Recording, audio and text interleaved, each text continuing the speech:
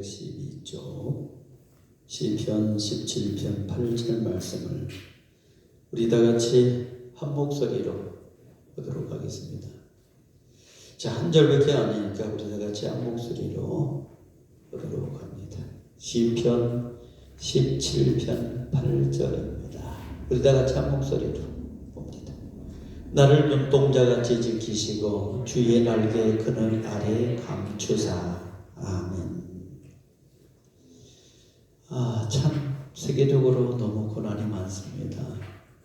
생각지도 않았던 코로나19라고 하는 것이 한국을 비롯해서 전 세계에 몰아치고 있습니다. 물론 중국에서 발생을 했지만은 이것이 중국의 문제가 되는 것이 아니고 세계의 문제가 되어버리고 말았습니다.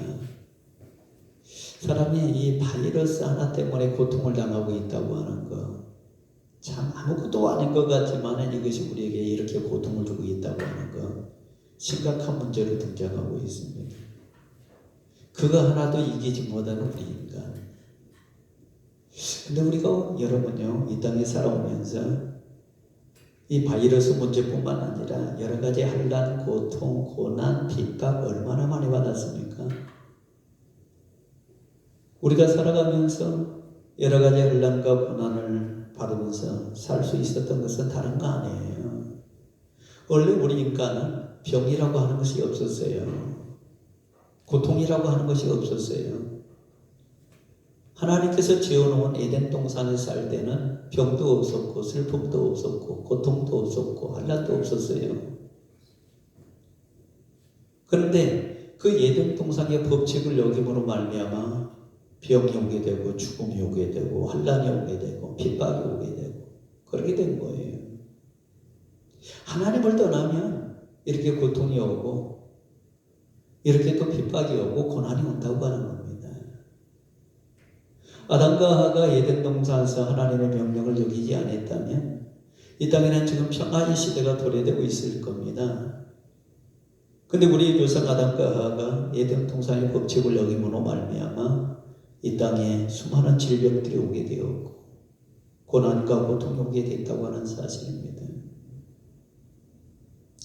여러분, 지금 세계가 코로나19라고 하는 것 때문에 서로 자기 나라에 들어오지 못하도록 국정을 폐쇄하고 검역을 하고 서로 감시하는 체계에 들어갔어요.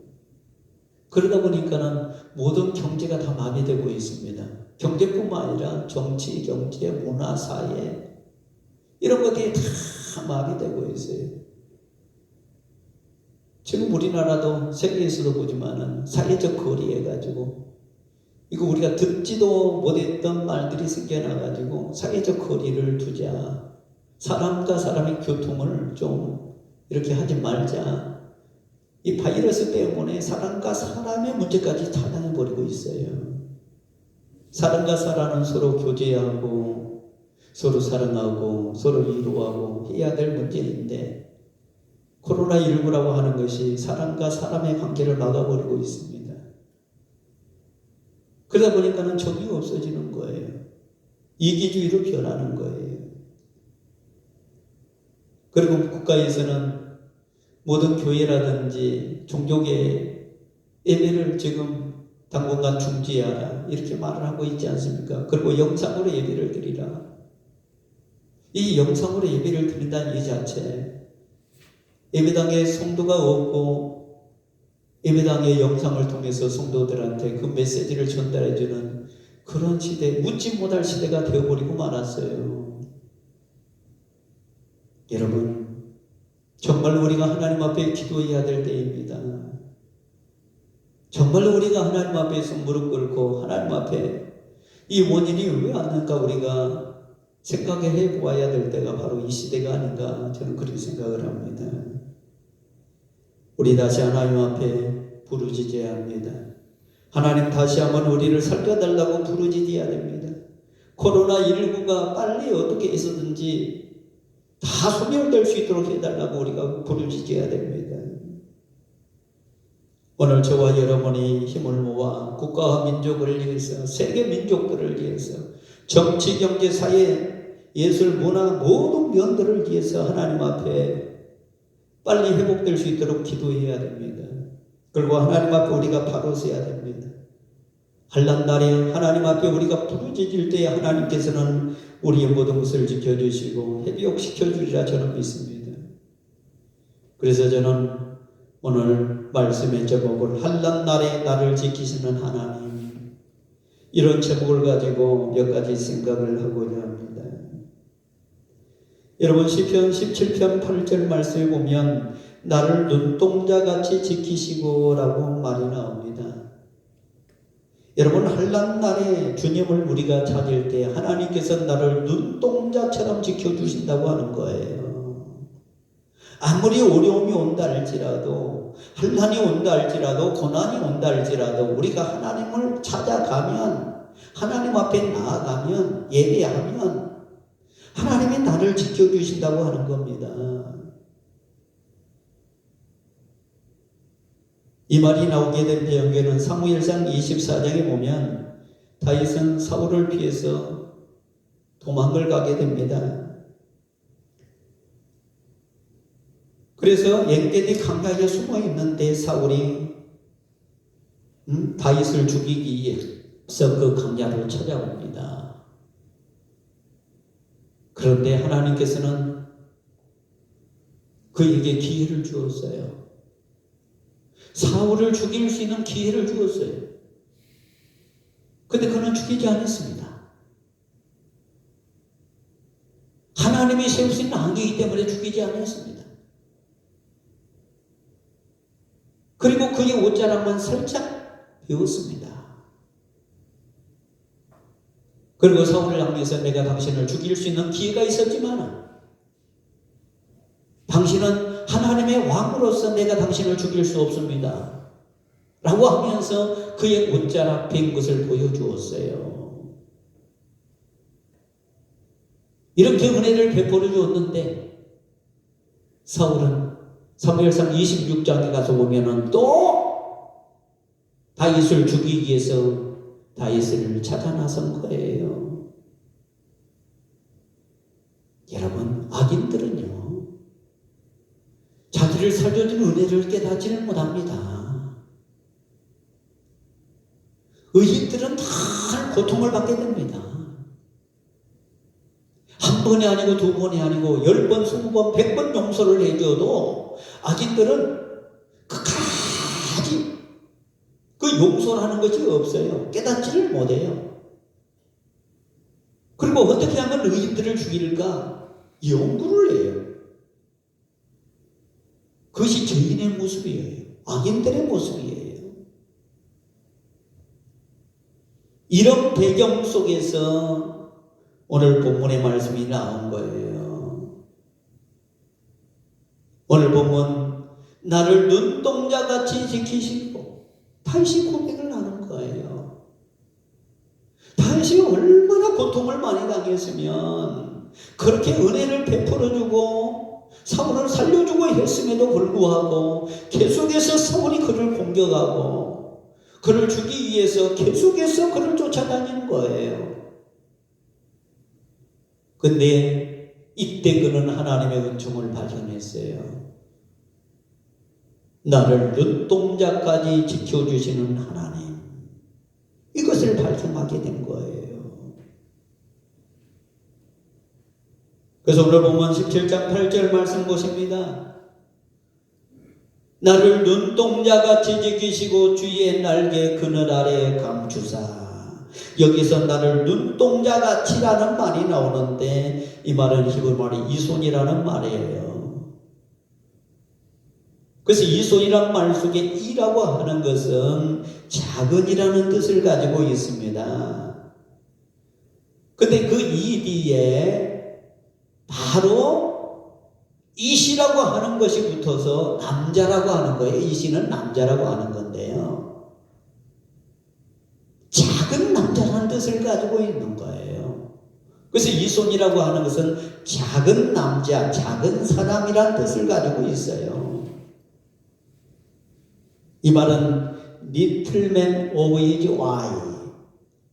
다시 말해서 그의 눈에 작은 작은 사람이라고 하는 거예요. 하나님의 눈에는 작은 사람이라고 하는 겁니다. 우리 사람이 하나님 눈에 보일 때는 아주 작은 존재에 불과한 거예요. 근데 나를 눈동자같이 지키시고 그가 나를 눈동자같이 지킨다고 하는 것은 하나님의 눈 속에 작은 사람으로서 하나님이 우리의 발끝에서 머리끝까지 다 그의 눈 속에 다 집어넣는다고 하는 거예요. 다시 말해서 그의 품 안에 다 집어넣는다고 하는 거예요. 그런 뜻을 가지고 있어요.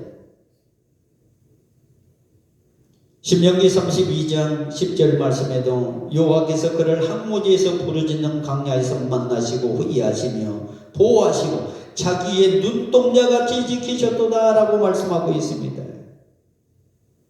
여러분, 우리가 아무리 크다 할지라도 하나님 눈에 비치면 그 눈 속으로 들어갈 수밖에 없는 지극히 작은 자에 불과합니다. 다시 말해서 우리의 머리에서부터 발끝까지 하나님 눈 속에서 어떤 영이나 불행이 다가온다 할지라도 하나님은 저와 여러분을 지켜주신다고 하는 거예요. 건들지 못하게 한다고 하는 거예요. 그 어떤 누구도 하나님의 눈 속에 들어가 있기만 하면 하나님께서는 그 어떤 환난과 고난이 온다 할지라도 지켜주신다고 하는 겁니다. 그래서 우리 인간은 하나님이 지켜주시지 아니하면 홀로 설 수 없는 존재입니다. 혼자 살아갈 수 없는 존재입니다. 아무것도 할 수 없는 존재입니다. 하나님이 눈동자처럼 저와 여러분을 지켜주기 때문에 그의 눈 속에서 지켜주기 때문에 안전하다고 하는 거예요. 이제 저와 여러분이 한단 날에 하나님을 찾을 때에 하나님께서는 저와 여러분을 그의 눈 속에서 저와 여러분을 완전하게 지켜주신다고 하는 겁니다. 이 세상 어두운 가운데서 지켜주실 것이고 환난 가운데서 지켜주실 것이고 세계 민족이 벌벌 떨고 있는 가운데 코로나19라고 하는 것 속에서 지켜주실 줄로 믿습니다. 그래서 저와 여러분은 하나님을 찾아야 합니다. 하나님 앞에 나아가야 됩니다. 그의 눈 속에 들어가야 됩니다.